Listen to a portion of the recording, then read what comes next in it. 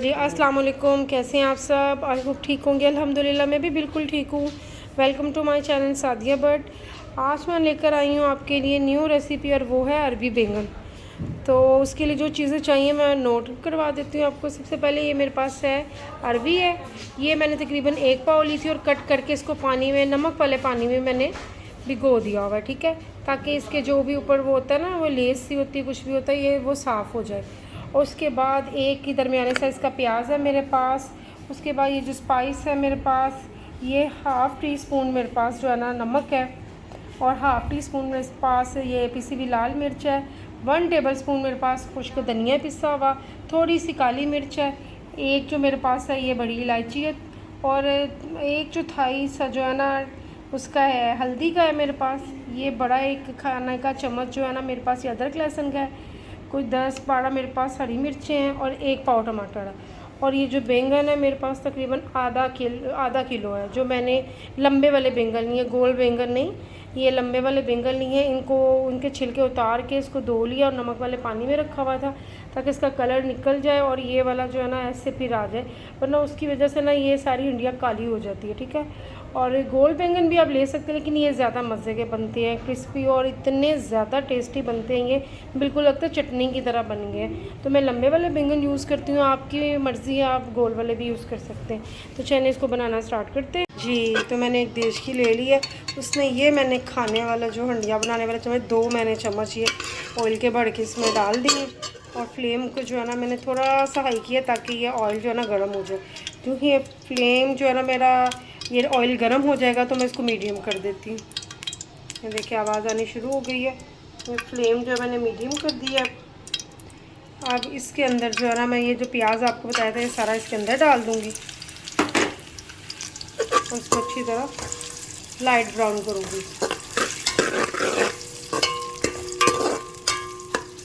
اس میں تھوڑا سا آپ نمک ڈال دیں، 1-2 چٹکی، جو پیاز جو ہے نا جلدی گل جاتے ہیں اور براؤن بھی ہو جاتے ہیں۔ چل میں اس کو براؤن کر لوں تو پھر بتاتی ہوں اس میں کیا ڈالنا۔ یہ جو دیکھیں پیاز کا کلر چینج ہو گیا، ہلکا سا براؤن ہو گیا یہ۔ اب اس کے اندر جو میں نے ادرک لہسن آپ کو بتایا تھا یہ ڈال دیں گے، 1 ٹیبل اسپون یہ ادرک لہسن ہے، پھر اسے آپ چاہے چاپ کر لیں چاہے گرائنڈ کر لیں۔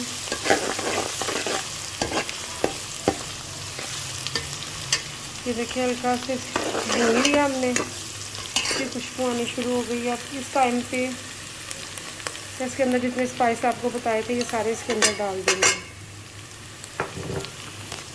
ڈال کے اس کو اچھی طرح بھونیں گے۔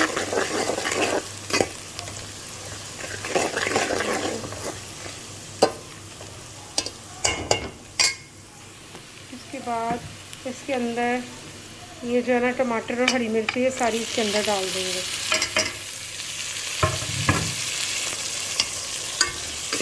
اچھی طرح اس کو بھون لیں گے۔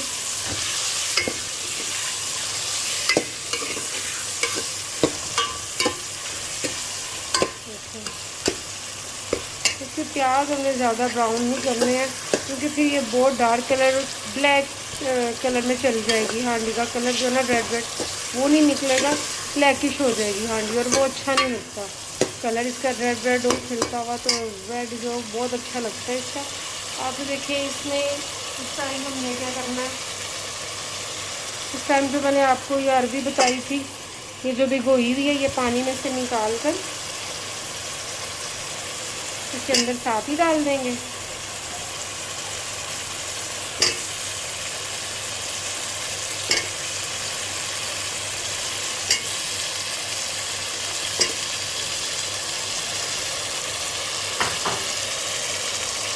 کے ساتھ ہی ڈال کے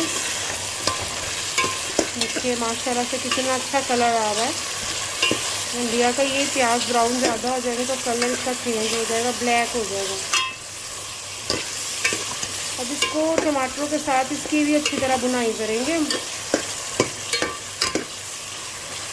پانی اس میں نہیں جائے گا، ٹماٹروں نے اپنا پانی چھوڑنا ہے، تو اسی میں اس کو اچھی طرح بھونیں گے، تاکہ ٹماٹر بھی اچھی طرح اس کا پیسٹ بن جائے اور اس کی بنائی بھی ہو جائے، ٹھیک ہے۔ اس کو یہ پانی ٹماٹروں کا خشک ہونے تک اس کو اچھی طرح بھونیں گے۔ اس کے بعد آپ کو بتاتی ہوں اس میں بینگن ڈالنے ہیں۔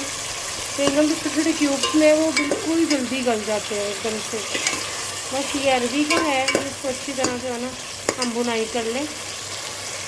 देखिए इसकी बुनाई अच्छी तरह हो चुकी है, मैंने पानी ज़रा भी नहीं डाला, टमाटरों के पानी में सारा अच्छी तरह खुशबू और टमाटरों का सारा पेस्ट बन गया और अभी भी अच्छी तरह ना ये बुनाई हो गई है, इसकी ऑयल छोड़ दिया। अब जो मैंने आपको बैंगन बताए थे सारे इसके अंदर डाल दिए। उसके बाद इसको अच्छी तरह बुनाई करूँगी, देखिए इसको भूनूंगी ताकि सारा कुछ ये मिक्स हो जाए।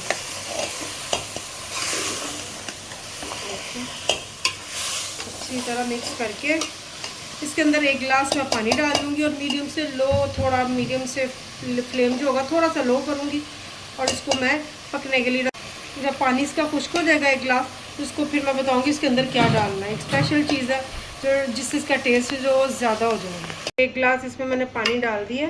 देखिए पानी ना ज़्यादा ना कम है, इतना है। और ये जो है ना इसी में ही सारा ये गलेगा।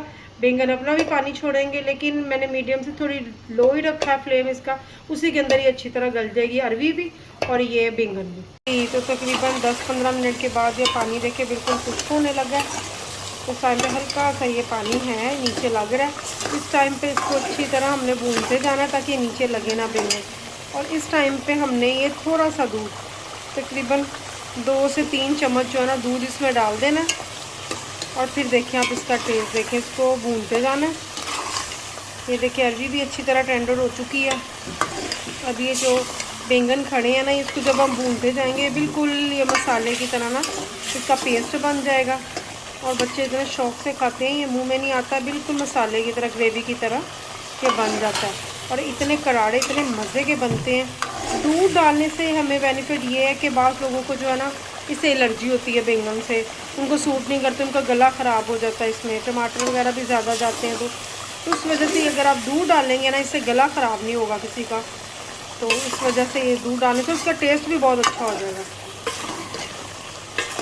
तो आप इसको ऐसे देखिए लगे ना साइडों पे, ये इसको भूनते जाएँ और जब ये ऑयल छोड़े तो फिर ये रेडी होता है। फिर मैं आपको डिश आउट करके दिखाती हूँ, ये इसको भून लूँ और इसका ऑयल छोड़ दे जब तक। जी तो ये देखें कितने मज़े के यम्मी जो है ना अरबी बैंगन तैयार है हमारे। ऑयल इसने छोड़ दिया और देखिए कितने मज़े के लग रहे हैं। इस टाइम पे हम थोड़ा सा इसके ऊपर गरम मसाला डालेंगे और देखिए अब रेडी है। और नमक आप अपने टेस्ट के हिसाब से देख सकते हैं। देखिए इतने मज़े के लग रहे हैं। आई होप आपको वीडियो अच्छी लगी होगी। अच्छी लगी हो तो लाइक कर दे, शेयर कर दे, सब्सक्राइब कर दे और बेल आइकन के बटन को भी लाजमी प्रेस कर दें।